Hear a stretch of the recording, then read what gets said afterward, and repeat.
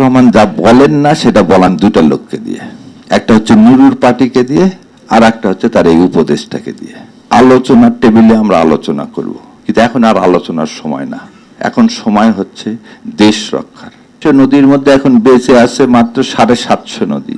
তাহলে আপনি যদি পানি আন্ডারগ্রাউন্ড সারফেস ওয়াটার তুলতে থাকেন, আমাদের একুইফায়ার নাই, পানি ধরে রাখার কোনো ব্যবস্থা নাই, এ দেখেন পাংশা বলতেছেন আপনি বাদ করবেন, এটা একটা ব্লাফ। টাকা দিবে কে? আপনি যেখানে তিস্তায় বারবার বলা হচ্ছে, তিস্তা প্রকল্প কি? এটা শেষ প্রকল্প।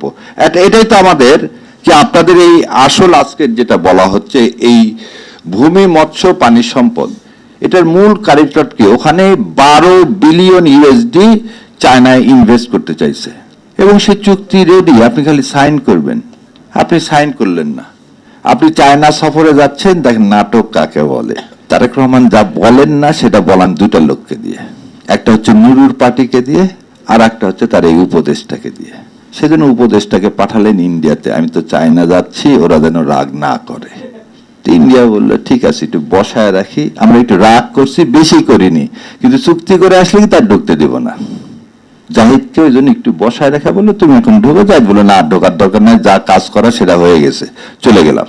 তার মানে আমার আপনার ভাগ্যের পরিবর্তন, আপনি আমি রাত দিন অক্লান্ত পরিশ্রম করব, কিন্তু আমার আপনার ভাগ্যের পরিবর্তন আমার হাতে হচ্ছে না। আজ 55 বছর স্বাধীনতার, কেন আমার ফল মূল এগুলো সংরক্ষণের কোনো ব্যবস্থা হলো না? এই সিজনে আম এক্সপোর্ট করব, কিভাবে আম এক্সপোর্ট করবেন আপনি?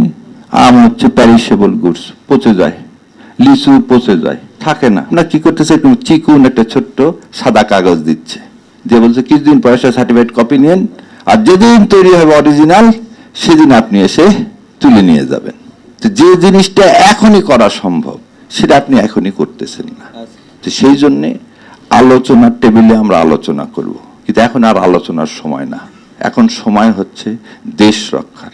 আর দেশ রক্ষা করতে গেলে কৃষিকে রক্ষা করতে হবে। আমাদের দেশের মাটিতে হেভি ইন্ডাস্ট্রি হবে, যেমন আপনি পাহাড়তলিতে, আপনি সৈয়দপুরে রেলের ইঞ্জিন তৈরির কারখানা করছিলেন, হয়নি, আমরা করতে পারিনি।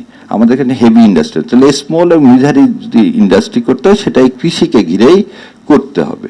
আর এই দেশের মানুষ পেট যতক্ষণ আছে খাবার খেতেই হবে, যখন খাবার খেতেই হবে, তো এই ইন্ডাস্ট্রিকে আমরা কি করি আরো উৎকর্ষতা সাধন কিভাবে হয় সে ব্যবস্থা, কিন্তু এটা বাজেটে নাই।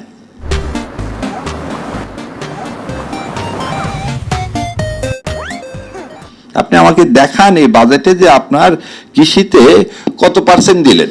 18.73% আপনারা ইনভেস্ট করবেন, কিন্তু 18.73% কোন কোন খাতে কি কি খাতে করবেন? সেই আয়কার মতোই আছেন। রংপুর থেকে একটা জিনিস ঢাকা আসতে 20 টাকার জিনিস 200 টাকা হচ্ছে, এটা বোধহয় এখন সময় আসছে দেখান। তা আল্লাহ আমাদেরকে তৌফিক এনায়েত করুক। এইভাবে ধোঁকাবাজি দিয়ে দেশের মানুষের ভাগ্য পরিবর্তন হবে না। ভাগ্য পরিবর্তনের জন্য কিভাবে করবেন সেটাই করেন, আর ট্যাক্স পেয়ারের মানে এভাবে ড্রেনেজ করা যাবে না।